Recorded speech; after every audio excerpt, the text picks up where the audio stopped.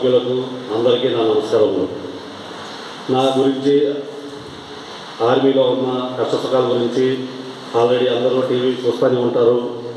అన్ని విషయాలు మీకు మ్యాక్సిమం తెలుసు. ఈరోజు ప్రతి పిల్లవాడికి, పుట్టిన పిల్లవాడికి కూడా అన్ని విషయాలు ఎలా ఆర్మీ జవాన్ ఎలా కష్టపడుతున్నాడు అనేది అందరికీ తెలుసు.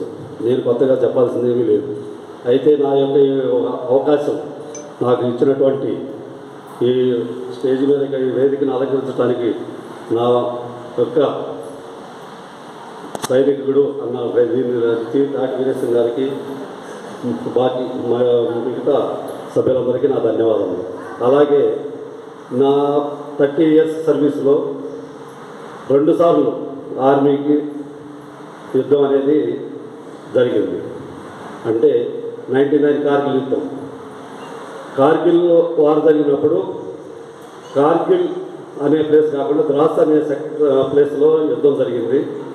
ఆ ప్లేస్లో లాస్ట్ నేను సర్వీస్ అయిపోయే లాస్ట్ మూమెంట్ ఒక 4-5 months ఇంకా పిటిషన్ వస్తాననగా నేను అక్కడ సర్వీస్ చేశాను. అప్పుడు బట్ట జవాన్ కష్టాలు కలుసుకుంటుంటే ఎంతో బాధ ఉంటుంది. అలాగే మేము ఆ టైంలో మా ఫ్యామిలీ పిల్లలతో నేను పినాగొడిలో సర్వీస్ చేశాను. ఎనీ టైం 24 hours ఎలాంటి అన్నట్టు బెడ్ కట్టుకుని ఉండాలి. ఏ టైంలో ఎక్కడ ఆర్డర్ వస్తుందో అక్కడికి వెళ్ళిపోవడానికి. నాకంటే నాతో పాటు ఉన్న నా ఫ్యామిలీ పిల్లలు ఎంతో సఫర్ అయ్యారు. అలాగే ఇంకొక విషయం, ఈ 30 years సర్వీస్ ఎలా చేయగలిగాను అనేది నన్ను సహకరించిన నా సతీమణి మాధవికి సపోర్ట్ చేసిన వారి తల్లిదండ్రులు, మా అత్తగారు, మామయ్య గారు, వాళ్ళని నేను ఎప్పటికీ జన్మలో మర్చిపోలేదు. ఎందుకంటే కొన్ని కారణాల వల్ల జవాన్లకి ఫుల్ సర్వీసు చేయడానికి కుదరదు. ఎందుకంటారా,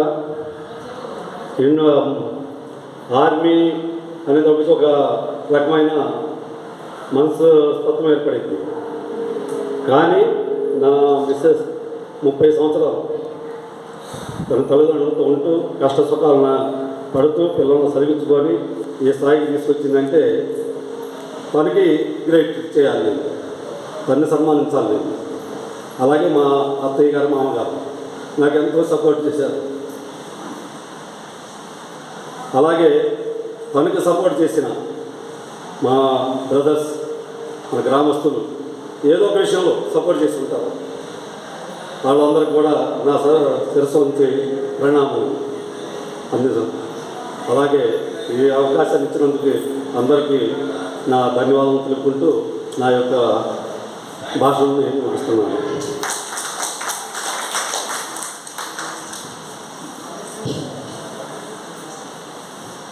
మీరు కూడా సైన్యంలో పనిచేసి జమ్మూ కాశ్మీర్, వెస్ట్ బెంగాల్, పంజాబ్, బెంగళూరు ఈ రాష్ట్రాలన్నింటిలో కూడా పనిచేసి